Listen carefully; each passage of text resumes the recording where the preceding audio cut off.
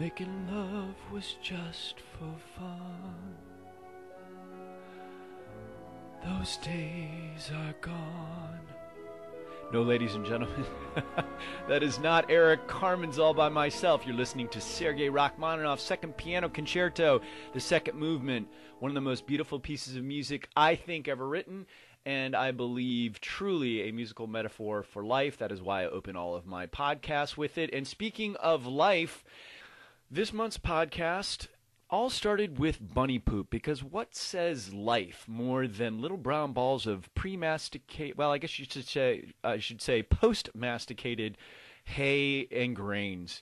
Yes, my daughter has 2 pet bunnies, but let's face it, she's 13, she has a life of her own, responsibilities, Facebooking and stuff like that.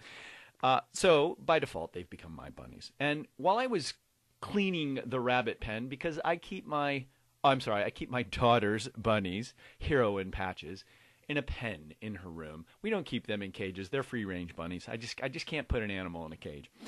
While I was cleaning up bunny poop and bunny hair, the bane of my existence, I was thinking, I spend so much time in here doing this.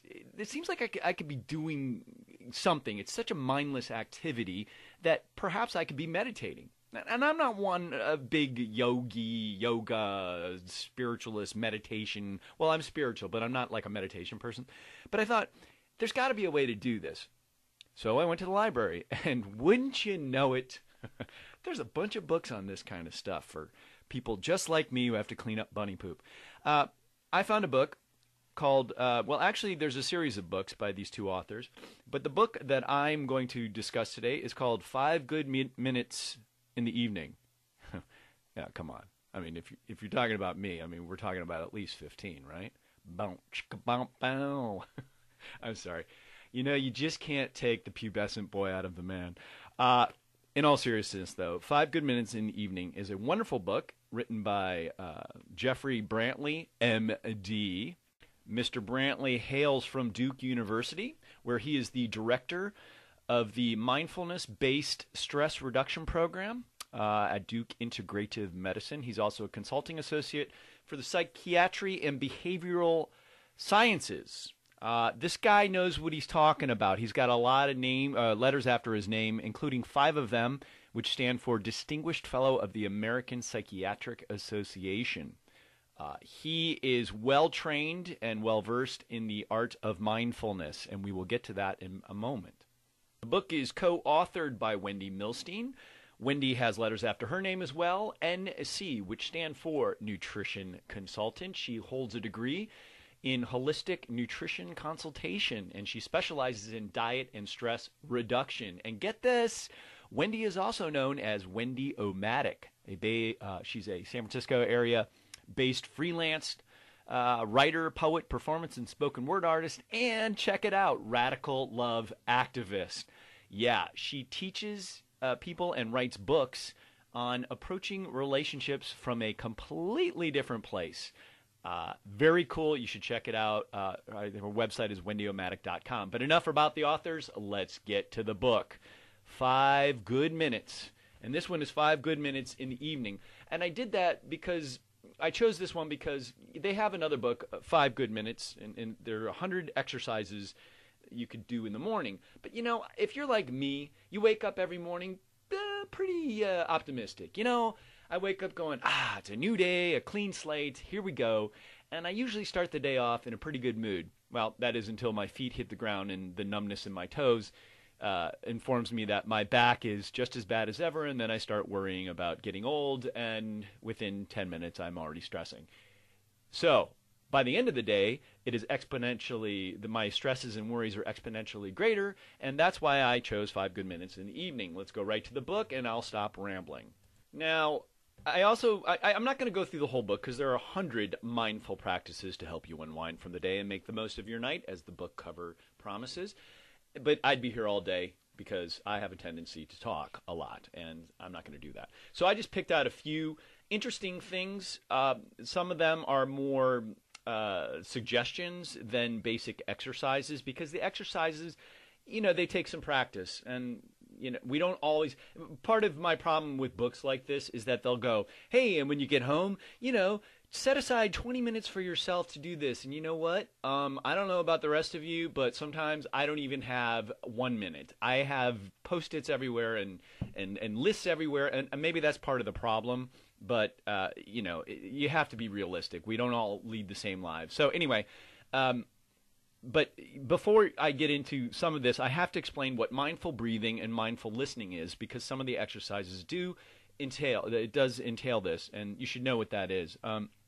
Mindful breathing, what is that? Well, it's kind of like that first podcast I did about where I talked about letting the sun shine on my face, and for that split second that the sun fell on my face, I completely forgot about everything. And that's basically what mindful breathing is, except you're using the act of breathing to focus, okay? What you do basically is you just concentrate on your breathing, and you want to breathe diaphragmatically as opposed to chestomachalactically. I don't know. You want to breathe from your diaphragm, which is like your tummy, let's say. And you want to take deep breaths. And as you're breathing, close your eyes or pick one thing to focus on in the room and just focus on the breathing, on the in and the out. And put your hand on your tummy and your other hand on the top of your head. Oh, never mind. Put one hand on your chest and one hand on your diaphragm, and make sure that the hand on your diaphragm or your tummy is moving in and out a lot further than the one on your chest. Now, as you're breathing, notice that your mind is going to wander. It will stray. And when that happens, it's okay, because that's what, as humans, that's what we do. And your task is to be aware that your mind wandered, register what it was that you started thinking of, and then go back to your breathing. And the more you practice this, the less your mind will wander. But you will also learn things about yourself, because as your mind wanders, those are the things that you possibly have to address in your life. Stresses, worries, dreams, wishes. And along with the mindful breathing comes mindful listening. So once you get into the rhythm of breathing, take note of the noises in the environment, all the noises. See if you could separate them and listen to them one by one. Don't let the noise remind you of something. Don't let your mind wander. Listen to the noise. Be present. That's the key, as the authors will tell you. The key to life and the key to all these activities is being present, not living in a world of stress and worries and thinking about the future or what you did wrong in the past. Be in the present. So focus on the sounds, focus on the spaces in between the sounds, and focus on your breathing. Now, once you feel comfortable with your breathing and your listening, the other part of this exercise is to set your intention, okay? This is meditation 101, okay? You have to set an intention. And as the authors point out, setting an intention can be done skillfully or unskillfully. What the idea is this. If you skillfully go about to set an intention and pick something that you know you're going to be able to do, and it's 100% worry-free, then it's kind of silly, right? Because then you haven't set up any challenges, and that's what life is all about, and you won't learn anything. On the other hand, if you pick a goal that is absolutely out of reach and there's no way you're going to be able to do it and completely unrealistic, then what's the point? Then you're just setting yourself up for failure. So set an intention. And finally, after you come out of your meditation, and your meditation, 5 minutes is good. If you can only do 3, then 3 is good. And if you get really good at this, maybe 2 minutes. Just get your breathing down, focus, set an intention. And then when you're done, you have to act, as the authors say, wholeheartedly. And what this is basically you've done the work, and now you can't let yourself down. You actually have to go out there and do it wholeheartedly. And as they point out, you're going to feel awkward, like a dork, silly. Well, they don't say dork, that's me. Or embarrassed as you're practicing this. And that's completely all right. But you have to allow yourself to feel silly in order to sometimes achieve results. And you just keep on doing it. And okay, number 24 in the book of the 100 Mindful Practices. it talks about inward focus, and this is just what I was talking about. The authors begin, most 9-to-5ers will agree that they need an hour after work to decompress, but they rarely find the time to do so. So for the next week, take just 5 minutes every day and follow this simple, Ren and Stimpy. I don't know. My mind is wandering. Well, I should focus. Okay, inward focus, Eric. And follow this simple inward focus meditation. 5 minutes, people, 5 minutes. And they begin like this. Start with a few breaths, unhurried and deliberate, originating from your core.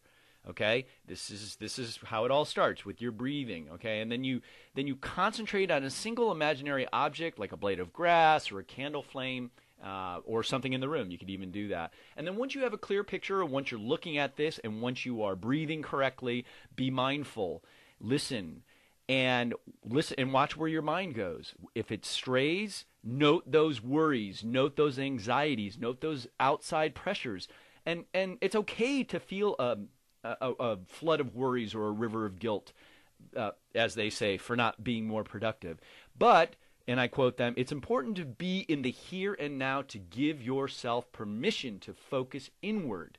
And by doing this, you're defining who you are and telling those worries that they're not going to control you as you turn your mind back to your breathing, or to that one thing that you're staring at in your room, that dust ball of bunny hair in the corner that you know you need to clean up when you're done meditating. Okay? So you're giving yourself 5 minutes to let go of everything. And even though it's just 5 minutes, if 5 minutes add up. Trust me, eventually you're going to see results. Okay. Now, let's jump to number 27. I thought this one was really cool. Number 27, unlock Serenity's door. Now, you can do this anytime. They talk about coming home from work, but you could do this every single time you unlock your back door, your front door, or whatever it is. Okay, I quote, just when you thought you had left all of your troubles behind at work, your commute home can leave you all wound up again. So try this exercise while you're still standing at, or handing if you're a mime. Oh my God, I gotta focus, Eric. At your front door with your keys in your hand. Okay, step 1, take 3 breaths and begin to ground yourself in the present moment. Feel how it's a relief to be home. Yeah, right. Don't we all know you open the door and there's a circus going on in there, and the bunnies have got out and they chewed through everything, and your 13-year-old daughter is destroyed the kitchen just to make a pot of soup. But I digress. Feel how it's a relief to be home. Your work is behind you now, and you're free to relax for the night. Okay, so you're giving yourself permission to relax. Select your door key, okay? Select your door key and draw strength from the fact that this key has the power to unlock your freedom. Remember, it's okay to feel like a dork. You're like, oh my God, I'm such a nerd. But give that key the power to unlock your freedom, seriously. And it will usher you into the awaiting comforts of your house or apartment. Place the key into the lock and turn the key slowly. Move slowly and deliberately forward through your doorway, shedding the unhealthy layers of stress and leaving them outside to dissipate. Those negative thoughts and feelings are not welcome in your home. Now, this is really cool. I actually tried it, and it takes a little practice because you have to creatively visualize this. But you are relating an act that we do every single day, and now it becomes a ritual. And it's got magic involved in it. Seriously, try it. Try this. It's really cool. As you close the door behind you, take a moment and say goodbye to those unwanted, clinging fears and uncertainties. At last, serenity awaits you, until you get into the kitchen and find a sink full of dishes that your daughter has created just to make a pot of soup. No, but in all seriousness, this is how I found this book, because, as they say in number 32, never underestimate the value of small rituals for everyday household chores. You can bring mindful presence into doing the laundry, washing dishes, making dinner, cleaning up bunny poop. They don't say that. That's my addition. And these small routine ceremonies are opportunities to still your mind and give you small breathing space within the hurly-burly of everyday life. and they begin. Number 1, begin by focusing your attention on your breathing. There it is, mindful breathing. The rhythm and cadence of each breath is what will help set your pace for your evening chores. Be mindful of every detail of your ritual.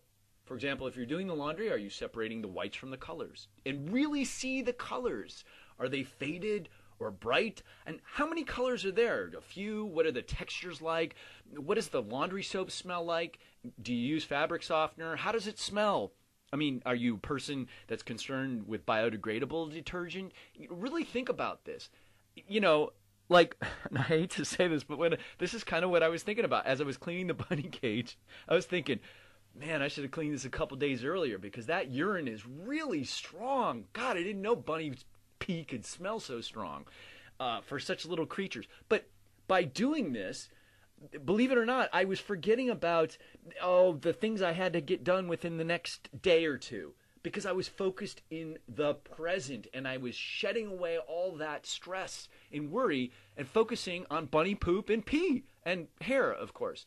So I was living in the moment, and by doing that, believe it or not, my shoulders relaxed, my breathing returned to normal. I'm sure my blood pressure dropped had I checked.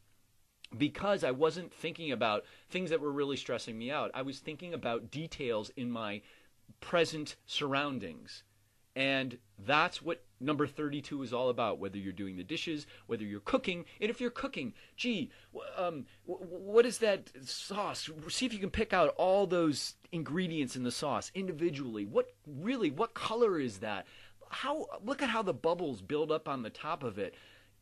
You know, life is full of magic. And God, I think I drank too much coffee this morning.